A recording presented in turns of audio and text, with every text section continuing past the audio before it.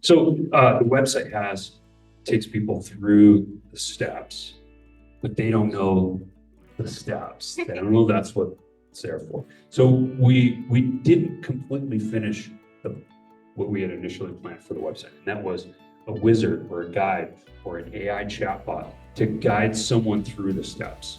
And if you scroll through the steps, you do it in this fashion, it'll make more sense. It asks your height. Everybody knows your height. Easy. Your foot size. See, your weight. Great. Then it goes into personal preferences. Like, how wide do you want your feet apart? What stance angles do you want? Do you want your stance set back better? Do you want a board of a certain length? You can go through and just set the specifications that you know and leave everything else the same.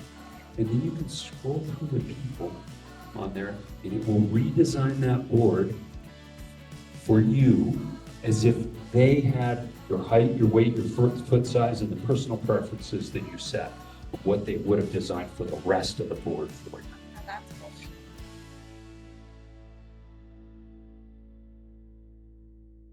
Good morning, Albuquerque. Good morning, Paul. Boy, that's what I could do without a mic. Imagine what I could do with this. Okay, first, notice how I hold it, like Mick Jagger. So if you come up to ask a question, put it right up in your mouth. It's a cardioid mic. The pickup's right out here. It's not out here. If you do that, nothing happens. Got it? Okay. So that's your first bit of instruction. You learn something every day. Yeah. Notice how it works when you just wave it around. It doesn't work at all. Curious. Yeah. Don't gesture with it. Stick it in your face. Okay, so it is 9 a.m. In Albuquerque, and that means it's time for 1 million cups. So the first thing which we were just discussing is if you use these cards with the QR code or take a shot of that one on the screen, you will check in at 1 million cups and let the Kaufman Foundation know that our instance of 1 million cups is thriving and we have a good audience, but there's something in it for you. If you check in 3 times on 3 separate occasions, you'll get a 1 million cups pen. If you check in 6 times, you get the coveted 1 million cups notebook. So keep on coming back, Andrea. You're only 5 visits away from a notebook. All right, so here we are. And the mission of 1 million cups is to lower the barrier of access to education, resources, and connection for entrepreneurs all over the country. Entrepreneurship is a lonely and difficult journey, but it doesn't have to be that lonely. You can come here. And how do we accomplish our mission? We work toward our national and local mission with help from the Kaufman Foundation. They have a software framework that we use for our backend. They train the organizers, and we are trained in how to coach you to give the 1 million cups talk, which is different from other kinds of talks.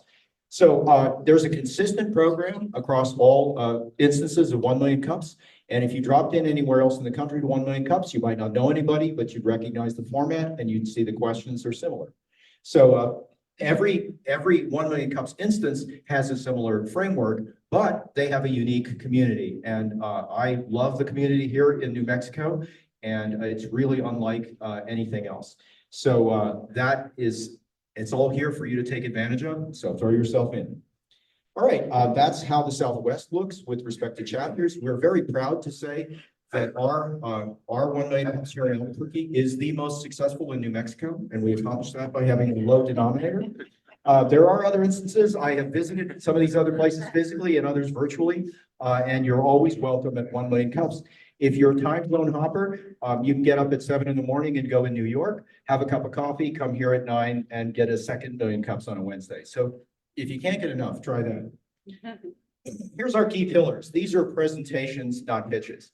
And in a presentation, you know, I typically present this, you're pitching for money, right? And so you can't talk about all the horrible things that wake you up in the middle of the night that you're worried about. You just talk about your great team and your great product and all this. But a lot of you guys aren't raising money, but you have to look at your customers and you have to say, this is something that's really going to add value to your life. If you give me a little bit of your hard-earned money, I'm going to give something to you that you're going to want to talk to other people about. Now, inside, you might feel differently about that, but you can't tell that to your customers, but you can tell us. And you can find the things that are holding you back, and you can find members of the community to help you with those. And that's why when we do a million cups pitch, We expose our vulnerabilities. We talk about our challenges and we ask the community for help. These are authentic connections, not networking. So you'll find out if you do that, you will make a pretty solid connection to people that you talk to about those things. It's run for the community, by the community. Our organizers are all volunteers. We're not masochistic altruists. We all get something out of volunteering. If you'd like to have a conversation about that, talk to me. I'll tell you everything I've gotten out of Million Cups over the years. We're radically and intentionally inclusive. All kinds of entrepreneurs are welcome here. Everybody from mom and pop brick and mortar operations to whiteboard companies that might have a little bit of funding, to people that have gone all the way and have a lot to teach us. So all of those folks are here and welcome here. More about our mission. The only thing I'd remind you of this is an educational opportunity. You're going to talk to people who, when you have a conversation about something with somebody here, they're either going to know more about it than you do or less. If they know more about it than you do, listen carefully. If they know less, please be helpful. And please be polite. If someone says something that you strongly disagree with, that might be a good time to keep your opinion to yourself. All right. It's also easy to apply to present. You can talk to one of our friendly organizers and we will set you up with a coach. Now, how do you know if you should be talking here? If you should have a for-profit business defined as a company that sells goods or services for more than it costs to make them. It helps if your customers are someone besides your mom. And we'll assign you a coach and make you look your best in the 1 Million Cups format. So these are our organizers. I'm Paul Sutter with Equiseek. Lisa Atkins here with FatPipe, and FatPipe has been our host for these many years, and Lisa is extremely helpful, although she's quite quiet about it. So just, go talk to her about your needs. Eric Renz Whitmore, usually online, making the city of Santa Fe thrive. Daniel Silbeski, not here today, but often here, and also very helpful. Sonia Dewing, busy getting famous. She's online. Congratulations, Sonia.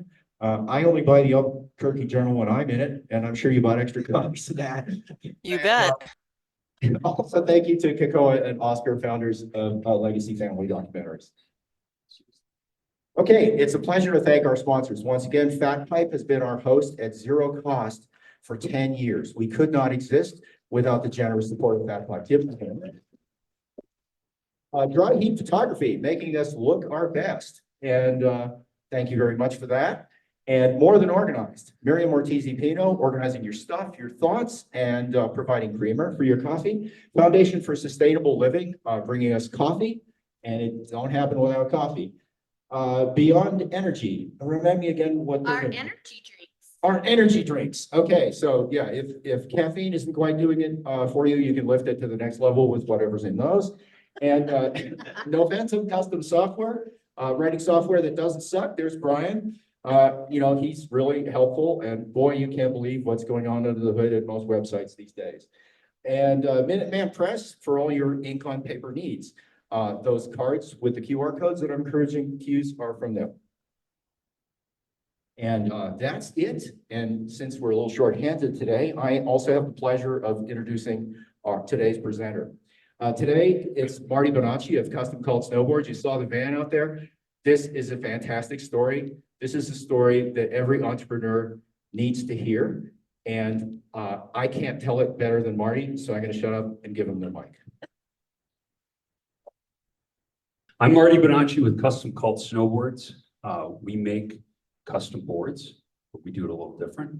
We do mass customization, which is every product's unique to each customer, but we do it in a mass production format.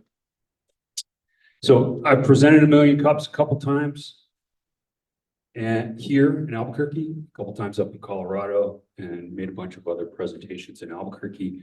Paul asked me to come back and talk to you all about what we've got going on at this point. I wanted to change it up a little bit rather than spend a whole lot of time talking about our status. I wanted to talk about something that gives value back to entrepreneurs in the community here. This community's helped us out a ton, and I wanted to give back. So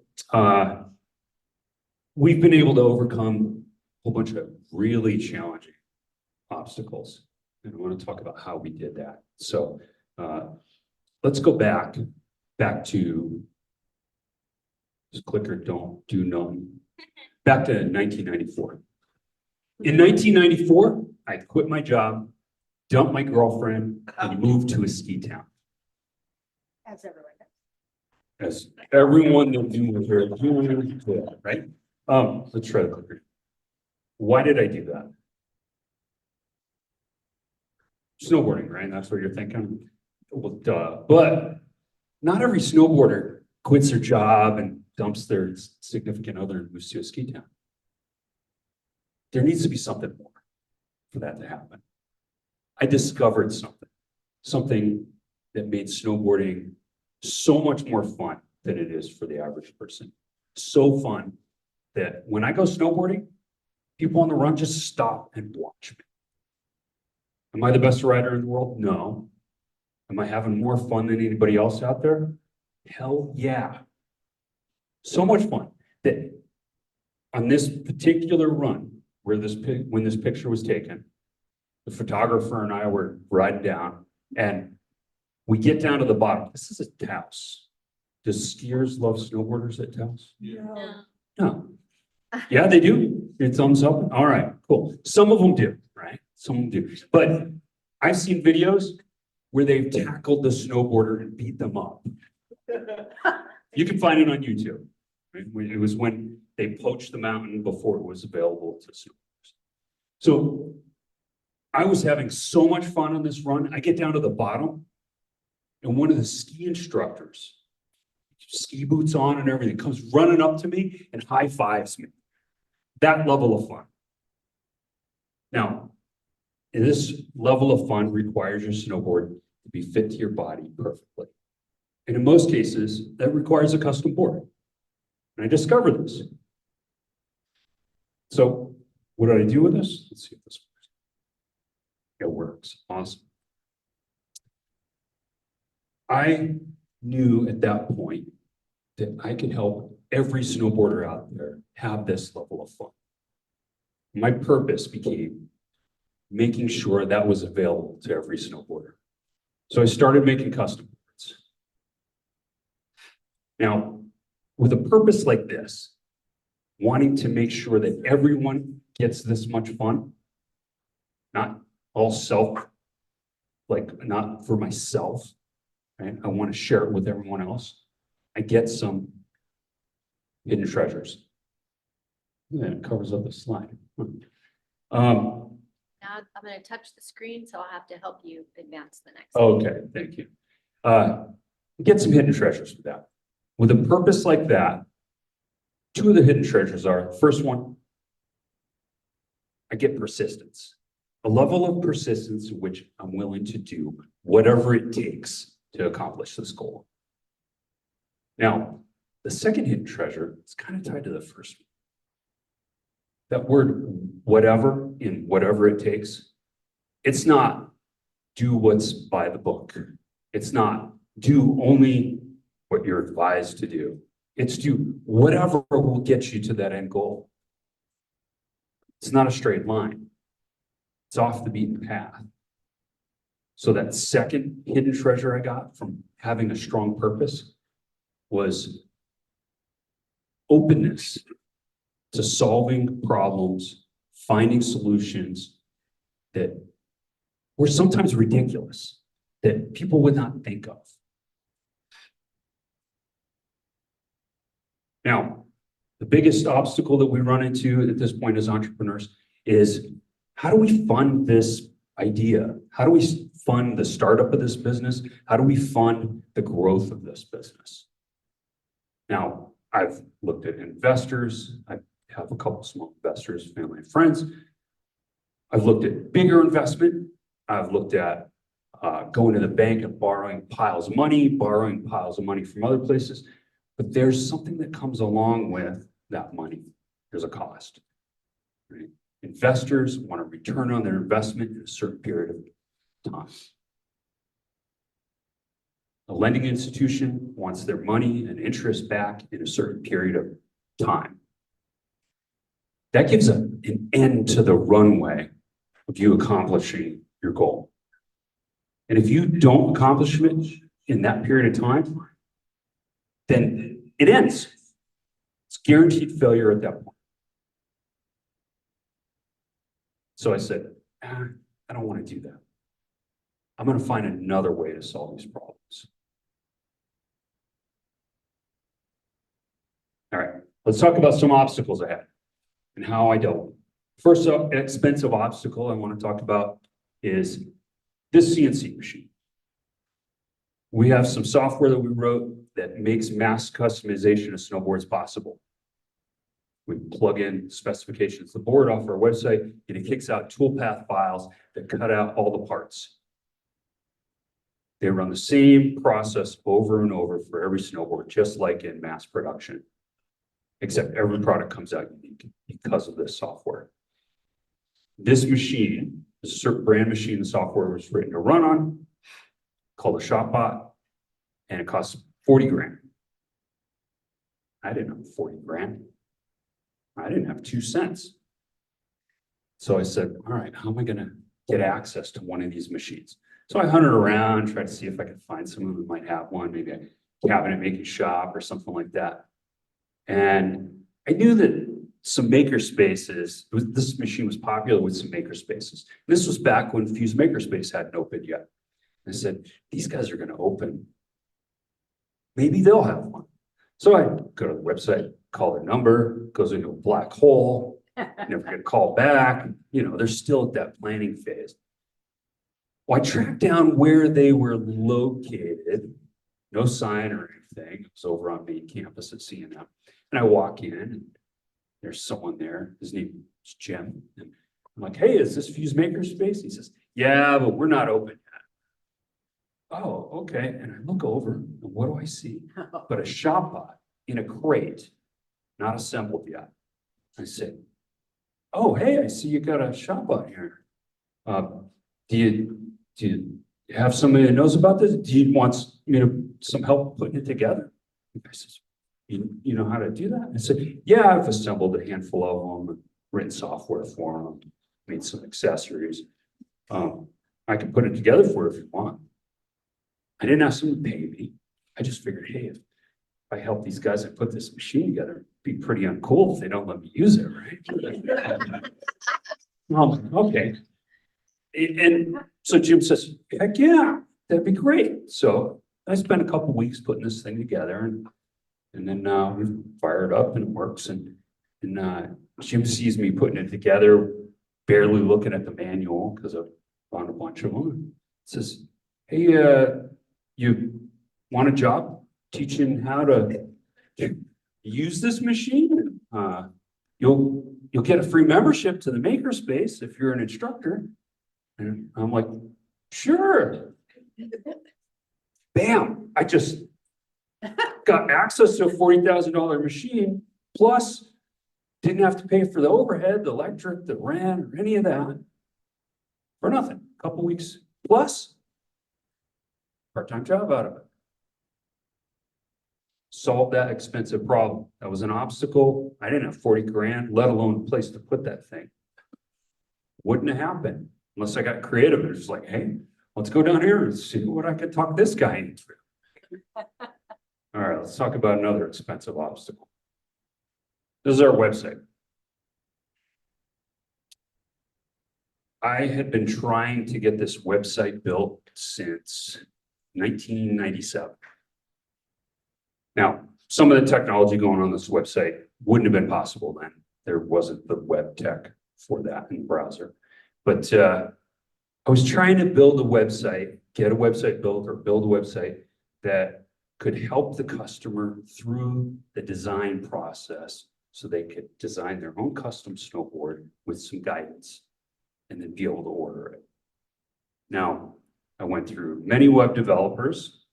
Now, of course, nothing wrong with them. I just was broke, right? I couldn't go to the best web development. I couldn't go to Brian and go, hey, Brian, here's a pile of money, which you'd be well-deserved to get to build this website for me. I had no money. So, I was calling favors, begging people and trying to find investors, do this crazy thing that made me have a lot of fun, which is not real tangible to investors. And built a bunch of sites along the way, learned a ton in the process, working with web developers. And eventually it was like, you know what? I'm going to do this myself. I went over to deep dive coding boot camps, took the full stack web development boot camp after trying to, heck yeah, awesome. After trying to build it myself many times, teach myself PHP, JavaScript, and all the other web technologies that would be needed.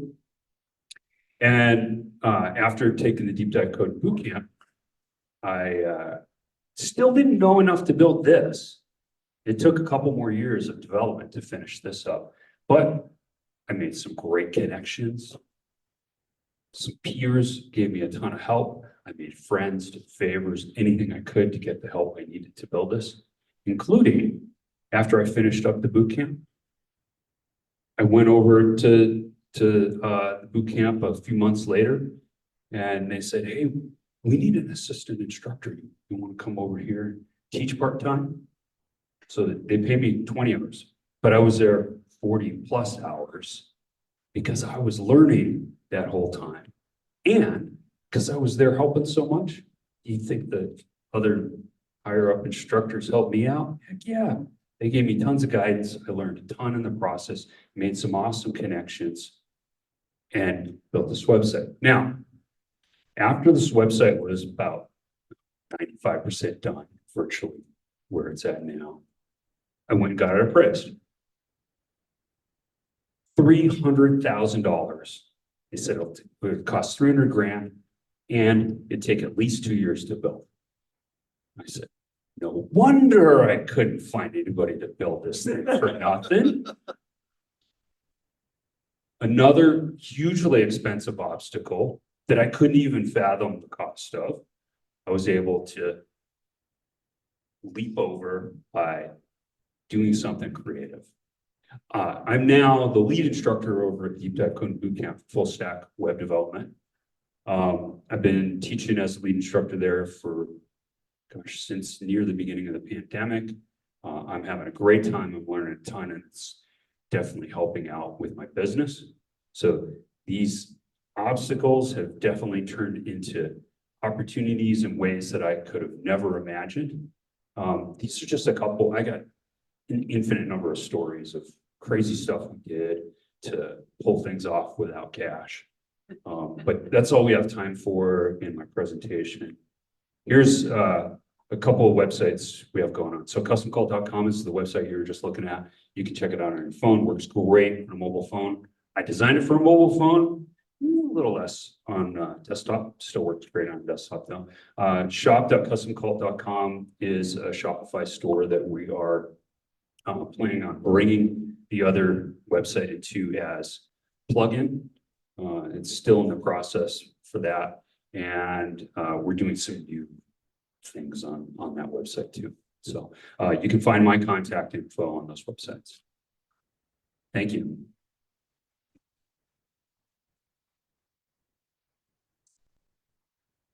I'm going to show you how question and answer is done. If you want to form a line here in person, if you have a question for Marty, and then I'll also take questions online. So Marty, since this is 1 million cups and all these people came to hear your update today and provide some assistance, can you tell us at least one business challenge that you're having right now that we might be able to help you with?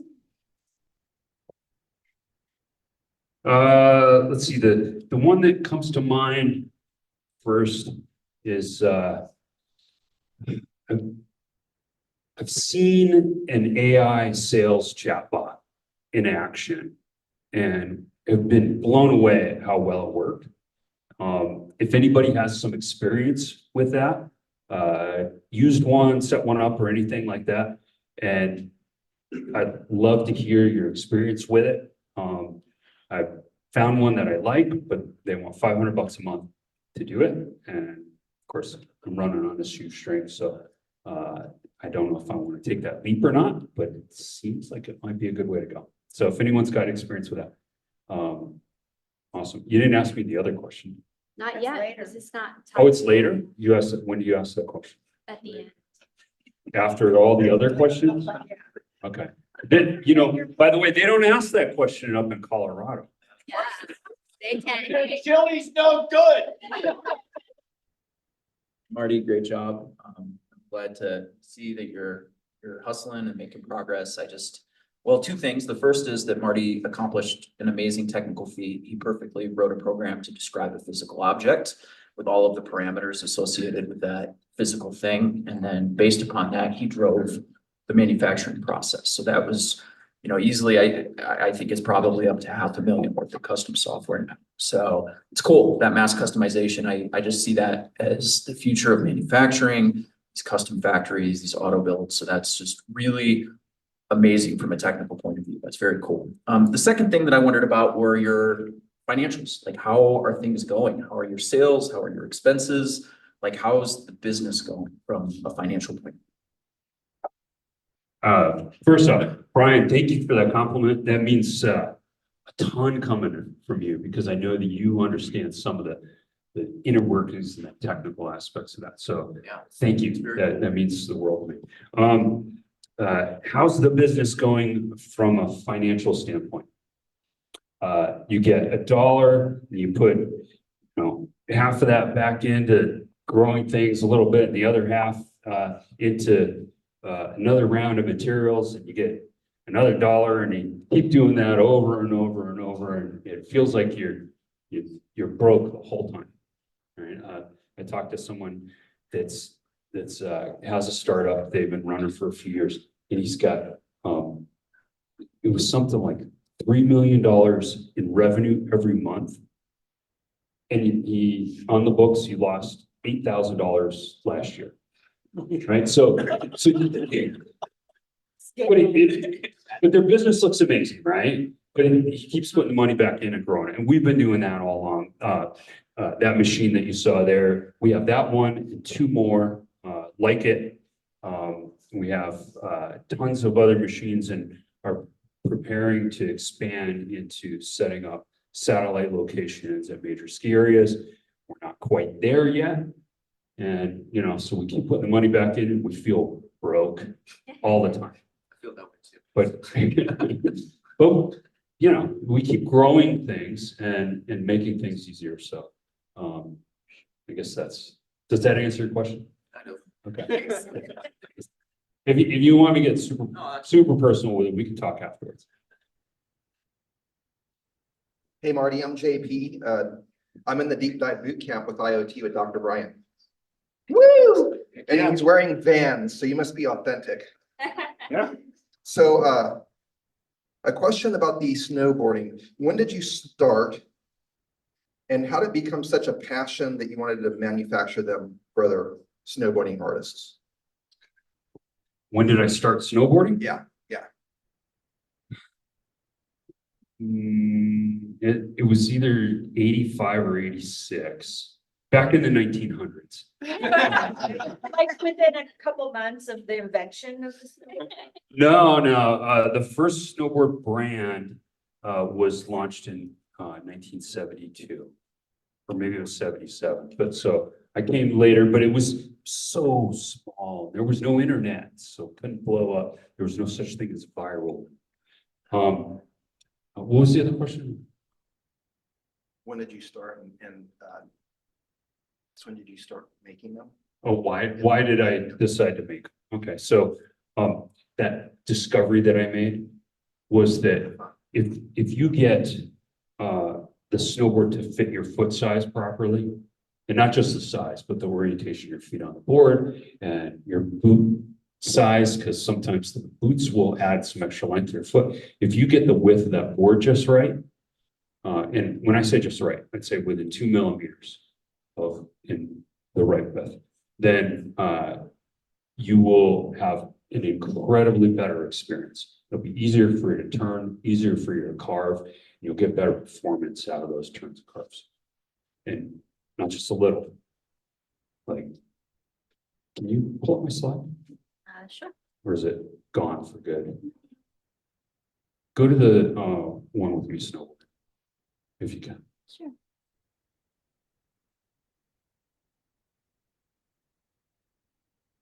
Thanks, Lisa. All right, see how far I'm leaning over there? That's nothing. That's an average term for me. If you dial in the width of the snowboard just right, perfectly, then you can do incredible things in the sport. Super fun. The industry is not doing that. The industry's going, oh, a 155, here, we'll make it in 2 widths for all adult males or females that have that same height. And that's it.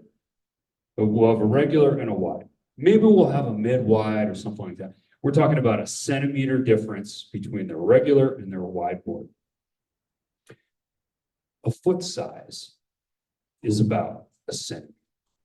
So between size 8 and size 12 feet, which someone riding a 155 could have anywhere from a 7 to a 12. We're talking about from 7 to 12, 1 3/4 inches, like this much. Your board width could be off this much. That's like wearing clown shoes and walking around like that all day long. But you can't tell that by looking at a board with fancy graphics in a retail store.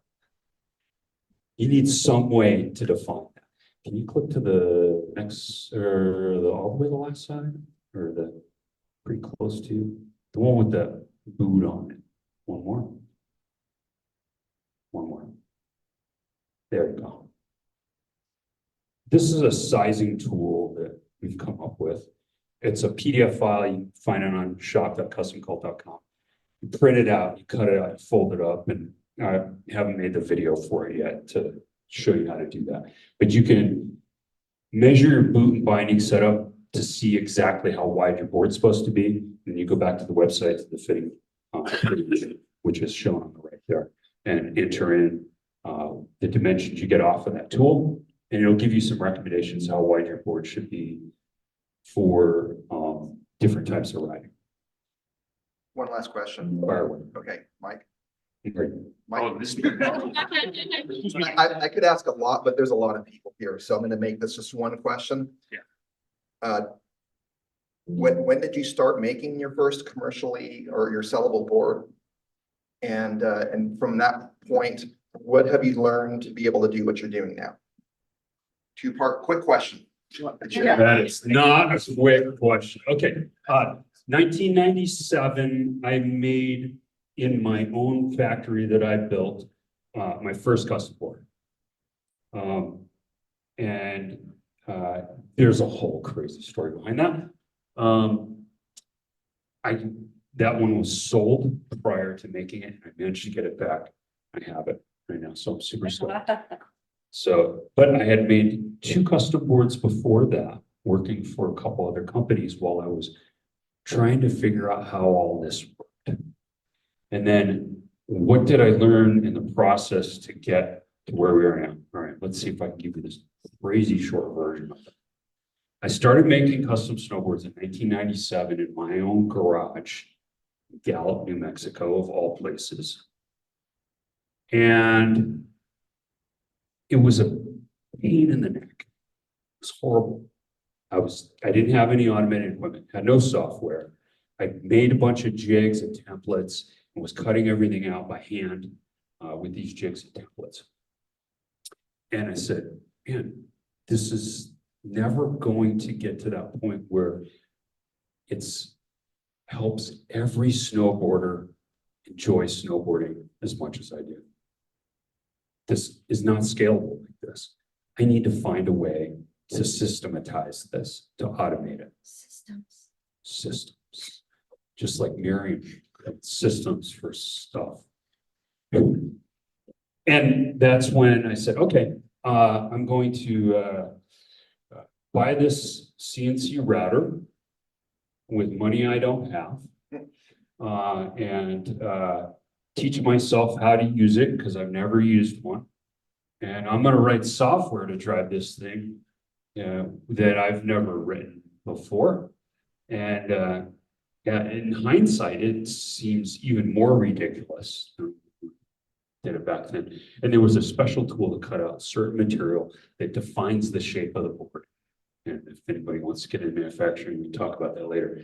And I had an idea of how I could make that tool run on that machine, which that machine was $4,000 back when I got it. And it was chintzy compared to the one you saw in the video.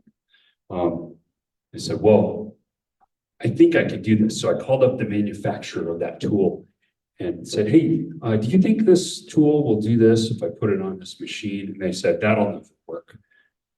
So I went to the bank and got a loan and bought that machine and did it, and I made it work. And now every custom snowboard and ski manufacturer in the world uses the tool that I developed. And unfortunately, I gave it away. I gave it to the world, but got a heck of a lot of support by doing that. That's kind of what brought us to this point, trying to figure out systems to make it so that we could just run as a mass production operation, but every product unique to the user. Good job, man. Thank you. Hi, I'm Marilyn Pruitt with our Peaceful Path Life Coaching. I figured out I'm the stress relief coach. Awesome. It is, and what you are doing is amazing because you haven't taken no for an answer. You haven't let any hurdles stop you. My question is, I've got a couple of snowboarding sons, and how does this compare price-wise to a regular board and price, cost, effectiveness? And how are you getting this message to the snowboarders? Great questions. Great questions. Thank you. Let's see, cost-wise, it's about twice as much or a little more. So our starting price for custom snowboard, that's custom specifications, custom graphics, custom flex pattern, is $1,200. It goes up from there when you add additional features. The other question was, How are you getting this? how am I getting the message out? So right now, our website does not close a sale on its own. Now, we have a great closing ratio when I use that website as a selling tool, and I'm there, or someone else involved with the company is there guiding someone through it, and then at the end saying, all right, you want this? Our closing rate at that point is greater than 50%. We have someone coming to the table that's interested in custom board. We don't have someone always there at the website guiding people through, so we're not paying or driving traffic to it so that they could just be confused. So we have not been promoting ourselves heavily like you're implying, right? But we are doing it through word of mouth. And when we can have someone that knows how to talk about this, show someone the website on the phone, a gesture, great on a phone, then we're pushing those avenues. So we've expanded our reach into the USASA competition series. The organizer of the Southwest Freeride Series, which is an amateur competition series here in New Mexico, has gotten a couple boards from us, actually 3 at this point, and he rides those things, runs all these events. He won overall at the amateur nationals. His age division, he's older, so it's stiffest competition. But we're doing those kinds of outreach to connect with people where it can be face to face and not just a Facebook post or Instagram post and hope that someone magically understands it. Right? If I go ride with somebody and they see the level of fun I'm having, they're like, "Oh, what is going on? How is this possible?" And then we can have a meaningful conversation. If I go, "Hey, I have fun on a snowboard. You want to buy one?" It's not tangible to them. That's a conversation that just sounds like we're wacko. And so I don't even bother with those conversations. I'm like, yeah, we make custom snowboards, super awesome. We should go ride sometime. So that's how we're approaching it. So you go out and ride a lot on slopes. Yeah, not as much as I'd like. But there's other folks involved or out there all the time. Looks great. Thank you so much. I know, you're looking at me like, how can I have a question? We talked for 2 hours on Monday. So what I want to do is, in answer to Lisa's question, throw something to the community. So you said, what we really need is an AI chatbot or something. Does anybody know anything about that? I'm going to tell you that in the future, you'll be able to talk to an AI that'll be able to, interview you and hire an AI. But at the moment, you need a human between you and that system. And the one I know about who's now running a business to assist people making this transition to artificial intelligence is Michaela Brown. Many of you know her. And if anyone else has any suggestions for intermediaries between us and the world of AI, please throw them up here. But that's the suggestions that I made on Monday, and I wanted to follow up in front of everybody in case other people know about other people assisting people in that area. But I hope you take over the world, and remember, it's a fixer-upper. Thank you, Paul. Hey, Paul, will you give me an introduction to Michaela? Of course. Thank you. Hi, I'm Shayla. I'm the owner of The Light Event Planning and a snowboarder. So I am not, I try to get out maybe 3 times a season, hopefully. So I don't think I'm your target audience, but who is? She doesn't think she's my I target. can't You wanna afford have to. I don't got money for that. My job.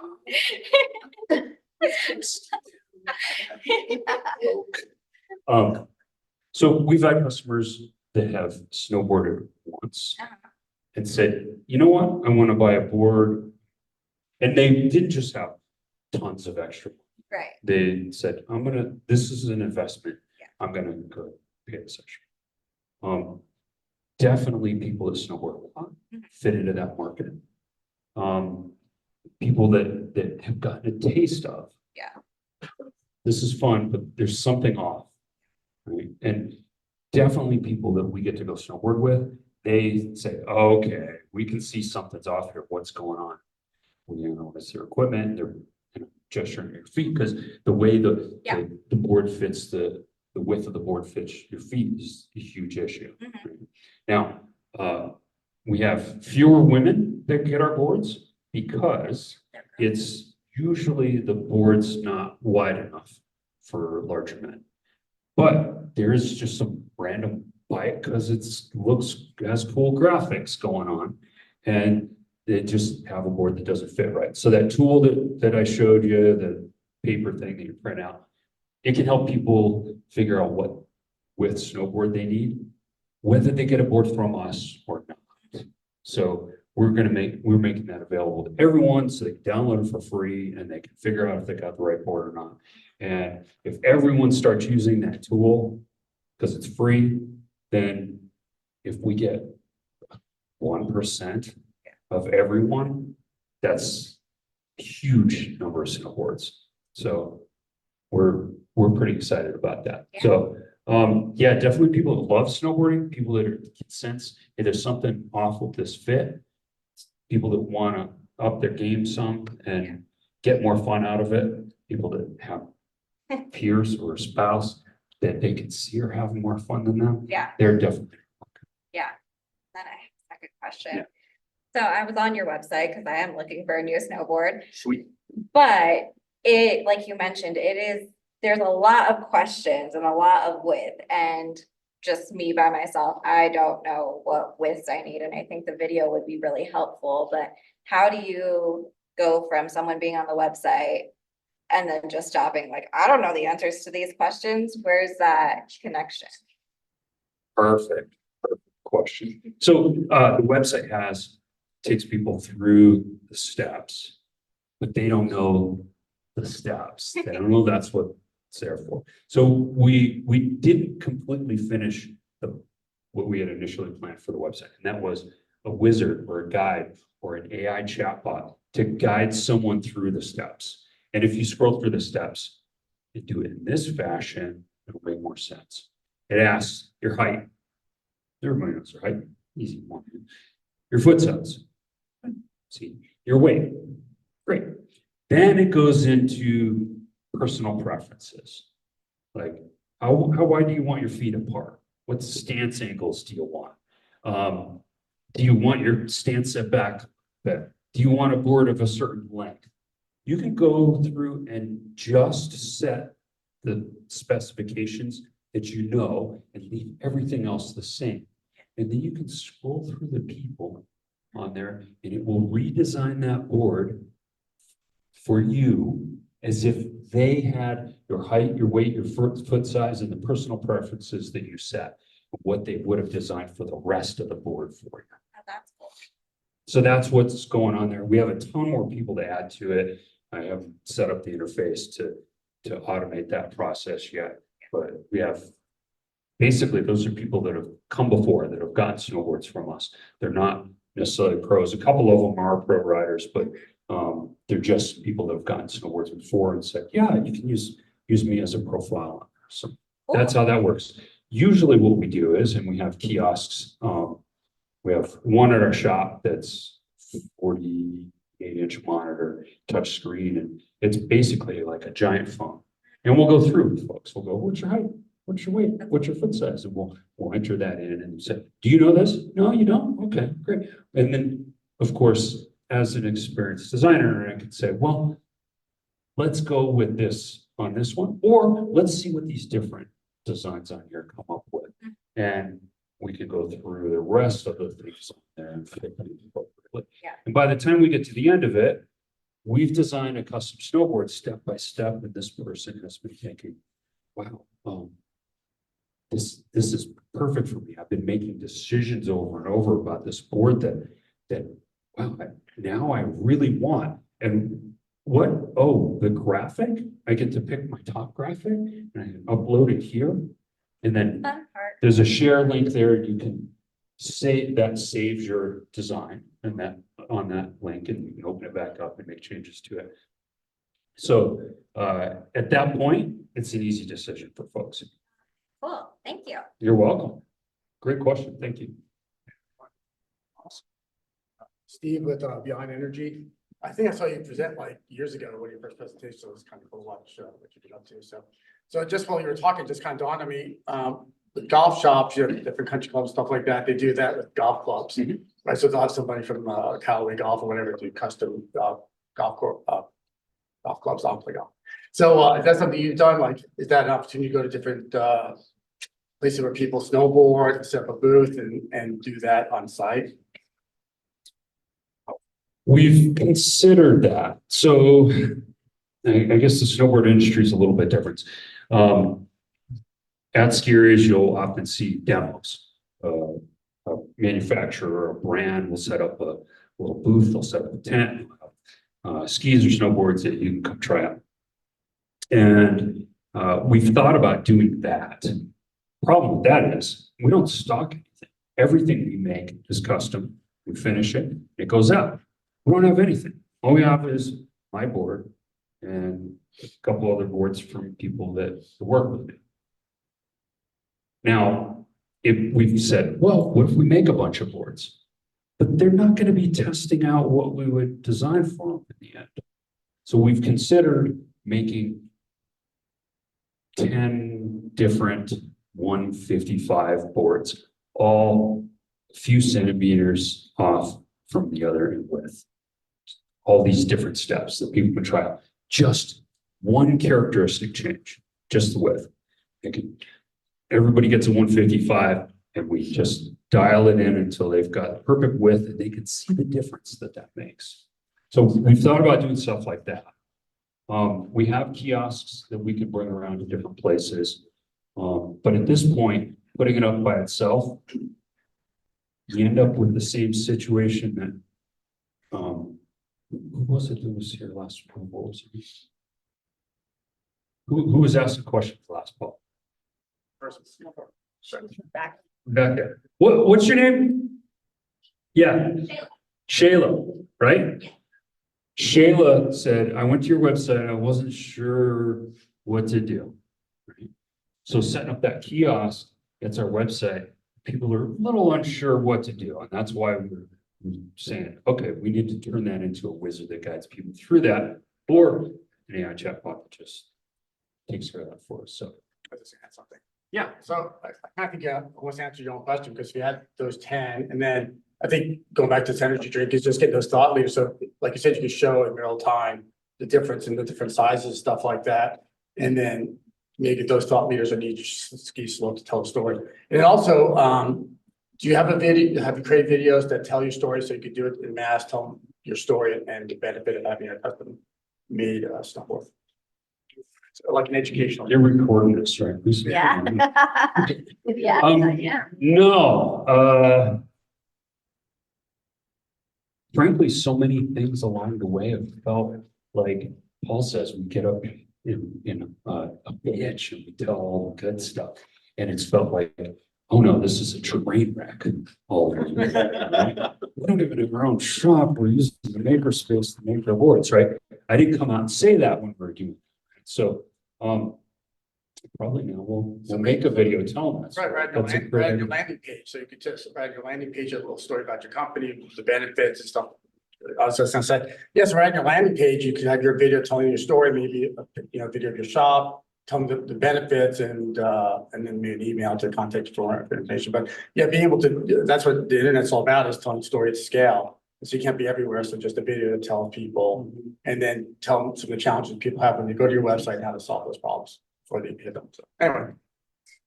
Great. I'm just shy, I guess. I know it doesn't seem like it, but there, you'll put yourself out there like I'd be that. happy to shoot that It's video. embarrassing. Would you? Thank you, Steve. Yeah. You're very popular. I'm gonna cut you off after the next question because we have lots of newbies that I Last want to question. introduce and yeah. Make them fast. My name's David Nanaman. I do custom protein design with Rosetta Design Group.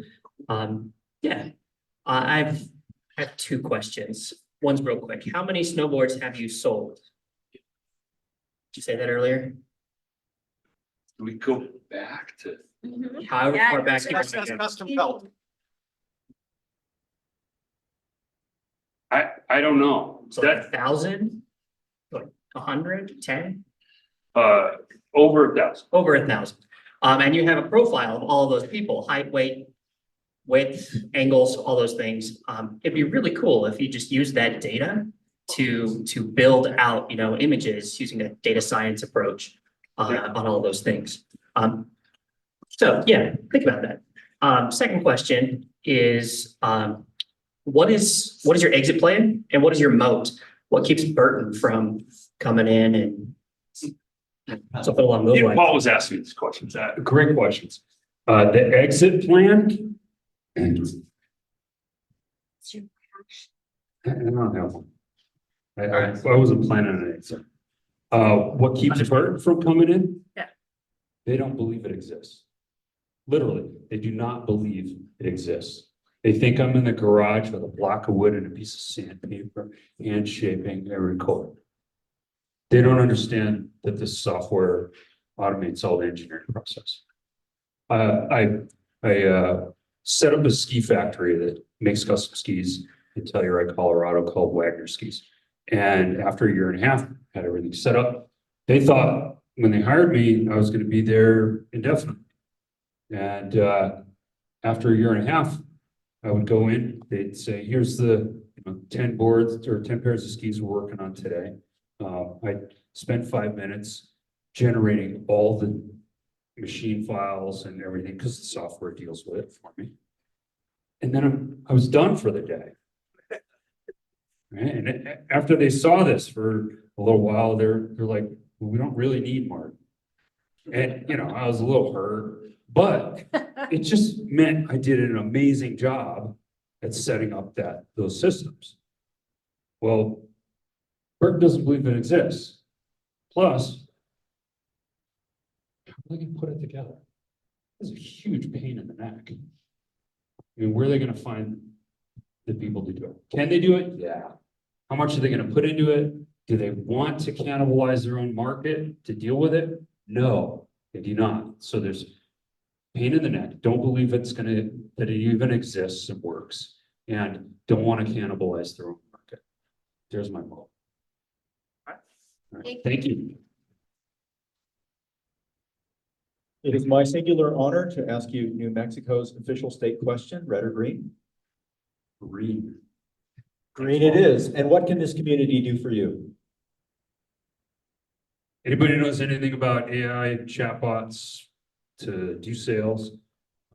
Connect with me if you have any experience with it all. Otherwise I might just throw down $500 and sell a kidney or something. Try it out just to find out. Thank you. Great All right, job. we have a lot of new faces here. Give them a big hand. Please invite people up to the meeting. Yeah, if you've never been here, please come up, form a line. We'd like to hear a short introduction. If you haven't been here, Alicia, in months, years, come on back up. Come on, you two, come up and reintroduce yourselves to the community.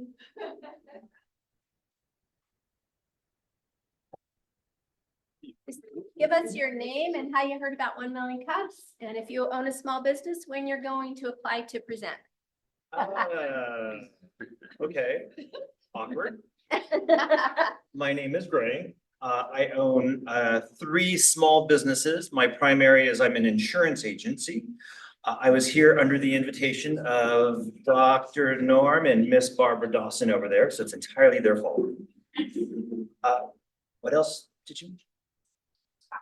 That's it. That's it? Yeah. That's it. Thank you. My name is Ron Breen, a lifelong resident of Albuquerque, cousin of Brian Blondeau, who invited me here to show me what he's doing as he learns how to buy a business and explores the world of Albuquerque's entrepreneurial opportunities. So, I've worked in major corporations, run a small nonprofit for many years. So I don't know, Brian's actually trying to lure me back into this world. I'm pretty retired at this point, so enjoy meeting all you guys and getting that vibe from you all. Thanks about for coming. Making stuff happen. We appreciate you coming.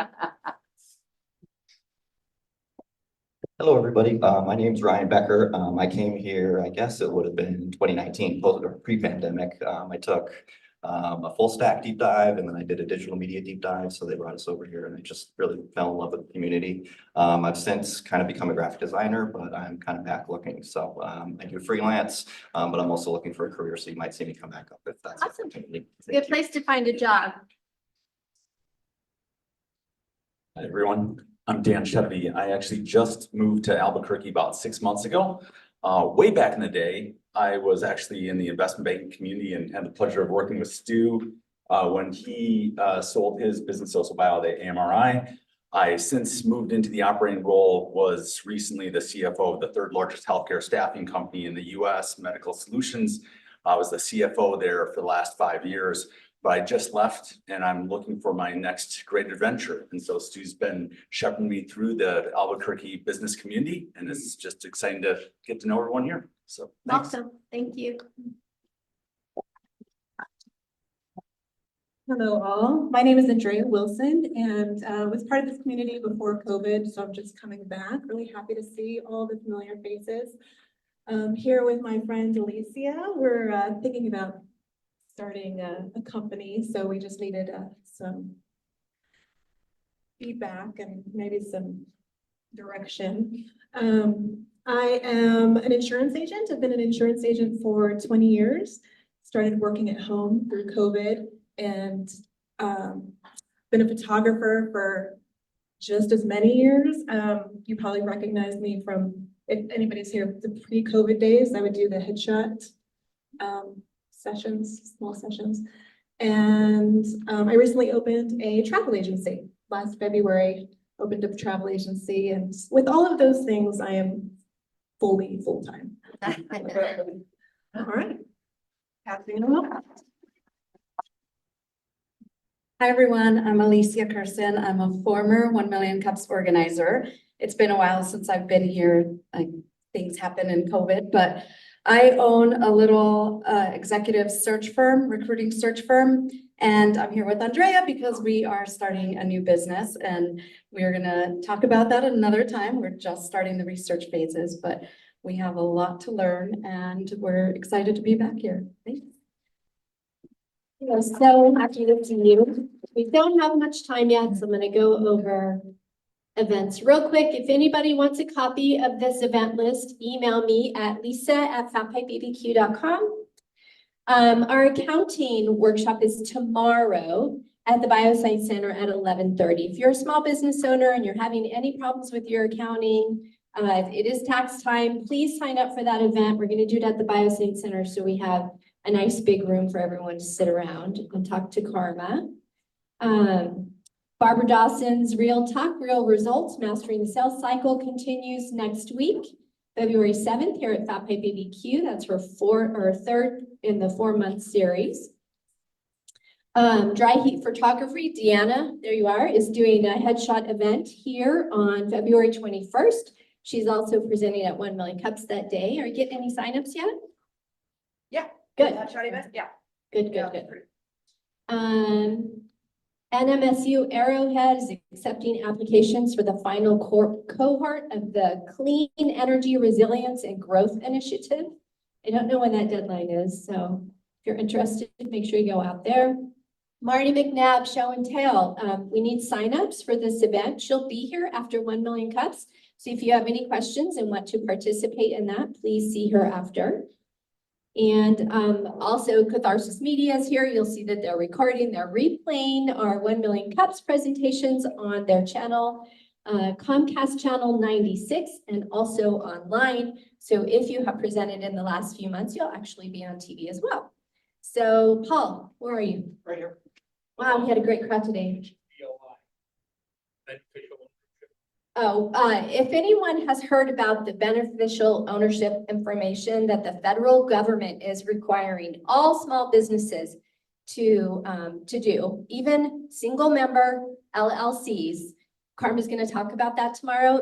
There are huge penalties if you don't do your filing by the end of the year. And so if you haven't heard about that and want to learn more, come to the workshop tomorrow on the accounting with the accounting expert. Thanks, everybody. Well, it is my pleasure to close us out with some words of inspiration. I think what you can see today is Marty and I have had a similar experience in very different realms. People look at you, they listen to what you have to say, and they tell you that's impossible. So I have a simple test. Does it violate math, physics, or chemistry? If it doesn't, it's not impossible. It's just not within the realm of their imagination. And I think Marty has shown us that you can punch through all of those barriers by understanding that if it doesn't violate math, physics, or chemistry, it is possible. And to close it out, does anybody know what happened in Cameroon last week? No. Does anybody know who Taylor Swift's boyfriend is? Yes, everybody knows that.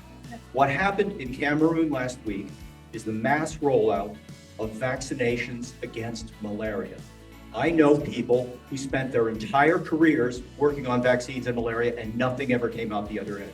And now they've been deployed for the first time in Africa.